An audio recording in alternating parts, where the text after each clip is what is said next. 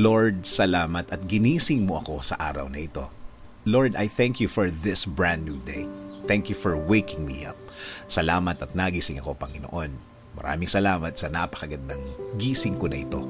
Tatanggapin ko po ito as another form of blessing.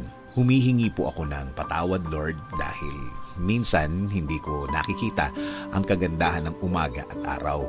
Hindi ko nakikita ang mga bagay na ibinibigay niyo sa akin. Mga bagay na dapat maganda ang effect sa akin. Since na sa problema ako nakatingin, hindi ko po ito lahat nakikita. Kaya ngayon, Lord, mas magkukonsentrate ako sa mga biyaya niyo sa akin. Mas ibubukas ko ang aking mga mata, ang aking puso, ang aking isip. Mas hahanapin ko ang kagandahan ng araw at kagandahan ng sitwasyon. Sa ganda ng mga bagay na inilalagay niyo sa aking buhay.